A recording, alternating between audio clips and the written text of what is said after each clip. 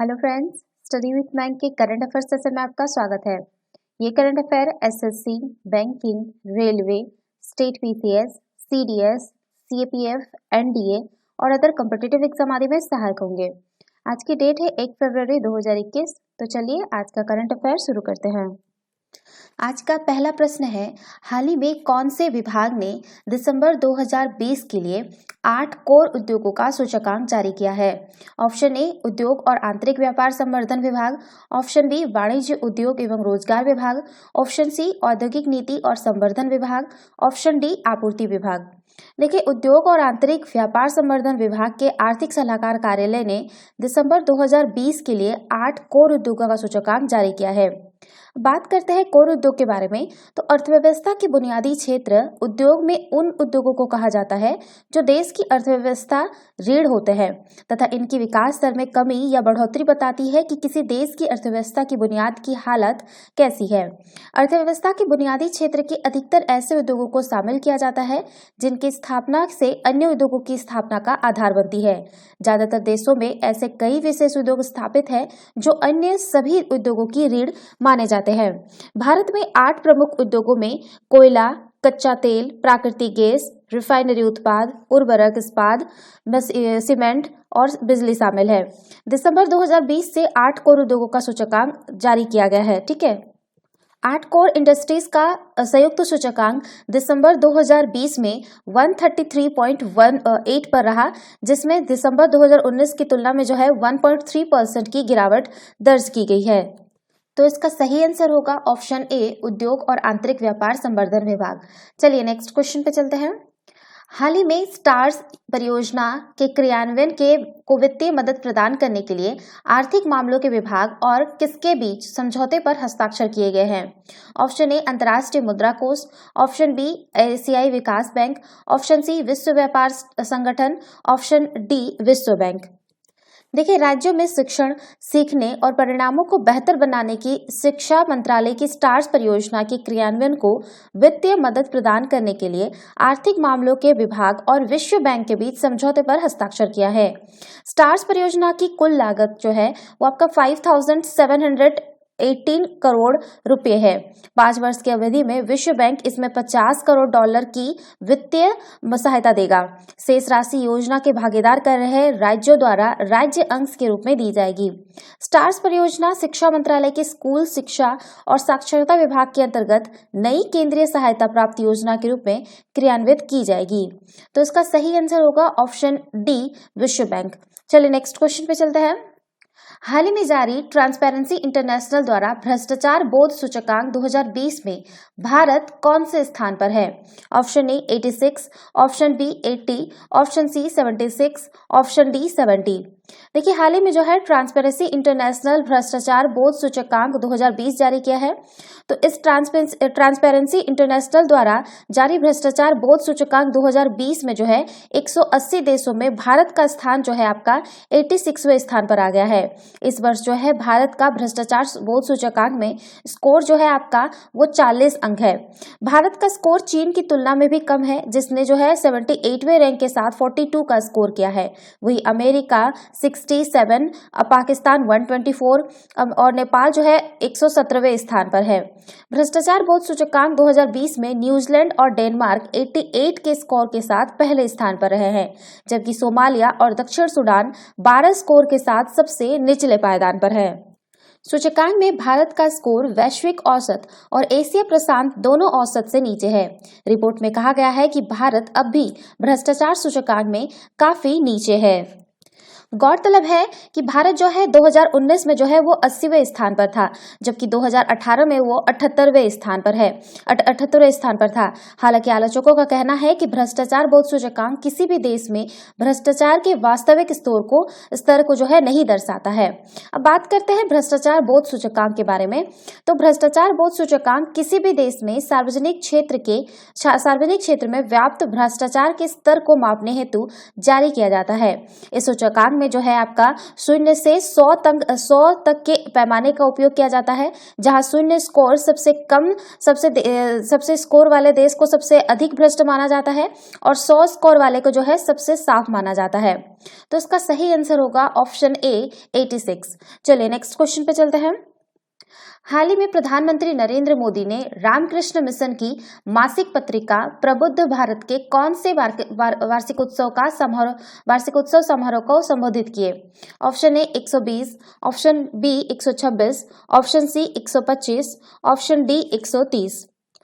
देखिए, प्रधानमंत्री नरेंद्र मोदी 31 जनवरी 2021 को रामकृष्ण मिशन की मासिक पत्रिका प्रबुद्ध भारत के 125वें वार्षिक उत्सव समारोह को संबोधित किए। स्वामी विवेकानंद ने रामकृष्ण परमहंस के आग्रह पर वर्ष 1896 में यह पत्रिका शुरू की थी। भारत के प्राचीन आध्यात्मिक ज्ञान के संदेश को प्रसारित करने में प्रबुद्ध भारत पत्रिका एक महत्वपूर्ण माध्यम रही है। इसका प्रकाशन चेन्नई में शुरू किया गया था, जहां से 2 वर्ष तक इसका प्रकाशन होता रहा और बाद में इसे उत्तराखंड के अल्मोड़ा से प्रकाशित किया जाने लगा। अप्रैल 1899 में पत्रिका के प्रकाशन का स्थान कोलकाता स्थित अद्वैत आश्रम में स्थानांतरित कर दिया गया था और तब से यह पत्रिका वहीं से प्रकाशित हो रही है। भारतीय संस्कृति, आध्यात्मिकता, दर्शन, इतिहास, मनोविज्ञान, कला और अन्य सामाजिक मुद्दों पर लेखन के माध्यम से प्रबुद्ध भारत ने अपनी छाप छोड़ी है। नेताजी सुभाष चंद्र बोस, बाल गंगाधर तिलक, भागिनी निवेदिता, श्री अरविंदो, पूर्व राष्ट्रपति सर्वपल्ली राधाकृष्णन जैसे लेखकों ने कई वर्षों तक पत्रिका में योगदान किया। इस पत्रिका को भारत के सबसे लंबे समय तक प्रकाशित होने वाली अंग्रेजी पत्रिका के रूप में भी जाना जाता है। तो इसका सही आंसर होगा ऑप्शन सी 125। चलिए नेक्स्ट क्वेश्चन पे चलते हैं। हाल ही में विज्ञान और प्रौद्योगिकी हस्तक्षेप के माध्यम से विकास की प्रक्रिया में तेजी लाने के उद्देश्य से वैज्ञानिक तथा औद्योगिक अनुसंधान परिषद और कौन से केंद्र शासित प्रदेश के बीच एक समझौते पर हस्ताक्षर किए गए हैं? Option A Puducherry, option B Lakshadweep, option C Ladakh, option D Chandigarh. देखिए, विज्ञान और प्रौद्योगिकी हस्तक्षेप के माध्यम से विकास की प्रक्रिया में तेजी लाने के उद्देश्य से वैज्ञानिक तथा औद्योगिक अनुसंधान परिषद और केंद्र शासित प्रदेश लद्दाख के बीच एक समझौते पर हस्ताक्षर किए गए हैं। इस समझौते का उद्देश्य लद्दाख में जैव संसाधनों का इष्टतम उपयोग, इस क्षेत्र में नकदी फसलों की शुरुआत करना और प्राकृतिक संसाधनों की खोज करने आदि क्षेत्रों के लिए एक ज्ञान आधारित साझेदारी स्थापित करना है। इस समझौते के तहत जो है आपका CSIR के अलग अलग संस्थान अपनी मुख्य विशेषताओं के आधार पर लद्दाख में अनुसंधान और विकास तथा अन्य सामाजिक परियोजनाओं की शुरुआत करेंगे। वैज्ञानिक तथा औद्योगिक अनुसंधान परिषद भारत के सबसे बड़ा अनुसंधान एवं विकास संगठन है, जो कि मुख्य तौर पर विज्ञान और प्रौद्योगिकी के क्षेत्र में कार्यरत है। CSIR एक अखिल भारतीय संस्थान है जिसमें 38 राष्ट्रीय प्रयोगशालाएं, 39 दूरस्थ केंद्रों, 3 नवोन्मेषी परिसरों और 5 इकाइयों का एक सक्रिय नेटवर्क शामिल है। तो इसका जो सही आंसर होगा ऑप्शन सी लद्दाख। चलिए नेक्स्ट क्वेश्चन पे चलते हैं। कौन से राज्य में देश का पहला जेंडर पार्क का संचालन जल्द ही शुरू हो जाएगा? Option A Uttar Pradesh, option B Kerala, option C Haryana, option D Tamil Nadu. देखिए, केरल सरकार द्वारा 300 करोड़ रुपए की लागत से निर्मित जेंडर पार्क का संचालन जो है जल्द ही, जिसका आशा है कि फरवरी माह में शुरू हो जाएगा। इस जेंडर पार्क जो है, यह जेंडर पार्क देश में अपनी तरह का पहला प्रयास है जो राज्य में लैंगिक असमानता का मुकाबला करने में मदद करेगा। इस जेंडर पार्क के पहले चरण में एक gender museum, gender library, convention centre और एक एम्फीथिएटर का उद्घाटन किया जाएगा। जेंडर म्यूजियम में उन विभिन्न सामाजिक संघर्षों को प्रदर्शित किया जाएगा जिनके कारण महिलाओं की स्थिति में बदलाव आया। इसमें पुनर्जागरण आंदोलन भी शामिल है। जेंडर लाइब्रेरी के माध्यम से जेंडर के संबंध में जागरूकता पैदा करने के साथ ही विकास में इसकी महत्वपूर्ण भूमिका की परिकल्पना का प्रयास किया जाएगा। अत्याधुनिक कन्वेंशन सेंटर में 500 से अधिक लोगों के बैठने की व्यवस्था होगी। केरल में इस जेंडर पार्क में सभी परियोजनाओं को UN वुमेन का सहयोग मिलेगा। तो इसका सही आंसर होगा ऑप्शन बी केरल। चलिए नेक्स्ट क्वेश्चन पे चलते हैं। हाल ही में इंटरनेशनल क्रिकेट काउंसिल ने किस नाम से एक नई पुरस्कार श्रेणी की घोषणा की है? Option A ICC player of the year, option B ICC player of the month, option C ICC player of the week, option D ICC player of the day. देखिए, इंटरनेशनल क्रिकेट काउंसिल ने ICC player of the month नाम से एक नई पुरस्कार श्रेणी की घोषणा की है। इस वर्ष से इंटरनेशनल क्रिकेट काउंसिल द्वारा महिला और पुरुष दोनों ही वर्गों में ICC player of the month की घोषणा की जाएगी। इस पुरस्कार के चयनकर्ताओं के समूह में पूर्व खिलाड़ी, प्रसारणकर्ता और दुनिया भर के खेल पत्रकार शामिल होंगे। इंटरनेशनल क्रिकेट काउंसिल द्वारा प्रति माह दोनों वर्गों यानी महिला और पुरुषों से 3-3 खिलाड़ियों को नामित किया जाएगा, जिसमें से प्रत्येक वर्ष एक खिलाड़ी को इस पुरस्कार के लिए चयन होगा। इस पुरस्कार का चयन पूर्ण रूप से 1 माह के दौरान खिलाड़ी के प्रदर्शन पर आधारित होगा और इसमें ऑन फील्ड प्रदर्शन तथा अन्य उपलब्धियां भी शामिल होगी। इस पुरस्कार की घोषणा प्रत्येक माह के दूसरे सोमवार को की जाएगी। इंटरनेशनल क्रिकेट काउंसिल द्वारा वर्ष 2004 से अंतर्राष्ट्रीय क्रिकेट पुरस्कारों की घोषणा की जा रही है, जिसका उद्देश्य अंतर्राष्ट्रीय स्तर पर सर्वश्रेष्ठ प्रदर्शन करने वाले खिलाड़ियों की पहचान करना और उन्हें मान्यता प्रदान करना है। तो इसका सही आंसर होगा option B, ICC player of the month. चलिए नेक्स्ट क्वेश्चन पे चलते हैं।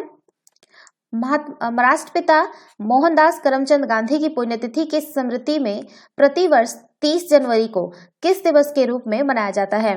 ऑप्शन ए अहिंसा दिवस, ऑप्शन बी शांति दिवस, ऑप्शन सी सहयोग दिवस, ऑप्शन डी शहीद दिवस। देखिए, राष्ट्रपिता मोहनदास करमचंद गांधी की पुण्यतिथि की स्मृति में प्रतिवर्ष 30 जनवरी को शहीद दिवस के रूप में मनाया जाता है। 1948 में जो है उसी दिन ही 30 जनवरी के दिन ही नाथूराम गोडसे ने दिल्ली के वाडेला हाउस में महात्मा गांधी को गोली मारकर हत्या कर दी थी। गांधी जी का जन्म जो है 2 अक्टूबर 1869 को हुआ था। वर्ष 1893 में गांधी जी एक मुकदमे के सिलसिले में दक्षिण अफ्रीका चले गए और वहां उन्होंने अश्वेतों तथा भारतीयों के विरुद्ध गहरा भेदभाव महसूस किया। भारतीयों उन्होंने जो है अंग्रेजों के विरुद्ध जो है स्वतंत्रता के लिए भारत के संघर्ष और सत्य एवं अहिंसा की उनकी नीति के लिए याद किया जाता है। गांधी जी ने अपने संपूर्ण अहिंसक कार्य पद्धति को सत्याग्रह का नाम दिया। तो इसका सही आंसर होगा ऑप्शन डी, शहीद दिवस। चलिए नेक्स्ट क्वेश्चन पे चलते हैं। हाल ही में जम्मू कश्मीर संविधान सभा के एकमात्र जीवित सदस्य का निधन हो गया है। उनका नाम क्या था? Option A Krishnadev Shetty, option B Yusuf Tarigami, option C Trilok Singh Bajwa, option D Mohammad Akram. देखिए, हाल ही में जो है जम्मू कश्मीर संविधान सभा के एकमात्र जीवित सदस्य कृष्णदेव शेट्टी का 93 वर्ष की आयु में जम्मू में निधन हो गया है। कृष्णदेव शेट्टी नौशेरा विधानसभा क्षेत्र से जम्मू कश्मीर विधानसभा के लिए भी चुने गए थे। तो इसका जो सही आंसर होगा ऑप्शन ए, कृष्णदेव शेट्टी। चलिए नेक्स्ट क्वेश्चन पे चलते हैं। हाल ही में कौन से मंत्रालय द्वारा कला उत्सव 2020 का आयोजन किया गया? ऑप्शन ए मानव संसाधन विकास मंत्रालय, ऑप्शन बी संस्कृति मंत्रालय, ऑप्शन सी शिक्षा मंत्रालय, ऑप्शन डी गृह मंत्रालय। देखिए, हाल ही में जो है केंद्रीय शिक्षा मंत्रालय द्वारा कला उत्सव 2020 का आयोजन किया गया। गौरतलब है कि यह शिक्षा में कला को प्रोत्साहित करने के लिए आयोजित किया जाने वाला एक वार्षिक कार्यक्रम है। कला उत्सव शिक्षा के क्षेत्र में कला को बढ़ावा देने के लिए केंद्रीय शिक्षा मंत्रालय की एक पहल है। इस कार्यक्रम को राष्ट्रीय माध्यमिक शिक्षा अभियान के तहत शुरू किया गया था, जिसे अब समग्र शिक्षा स्कूल शिक्षा के लिए एक एकीकृत योजना के तहत अन्य योजनाओं के साथ मिला दिया है। बात करते हैं इसके उद्देश्य के बारे में, तो कला उत्सव का उद्देश्य देश में माध्यमिक स्तर पर स्कूली छात्रों की कलात्मक प्रतिभाओं को पहचानना, इसके पोषण और प्रदर्शन के लिए मंच प्रदान करना है। जिला, राज्य, राष्ट्र स्तर पर इस उत्सव की संरचना एक कला उत्सव के रूप में की गई है, जिसमें कला प्रस्तुतियां एवं प्रदर्शनियां शामिल है। तो इसका सही आंसर होगा ऑप्शन सी, शिक्षा मंत्रालय। तो ये थे आज के करंट अफेयर। वीडियो पसंद आए तो लाइक, शेयर और कमेंट करना ना भूलें। साथ ही साथ चैनल को सब्सक्राइब करना ना भूलें। Thanks for watching. Have a nice day. Take care.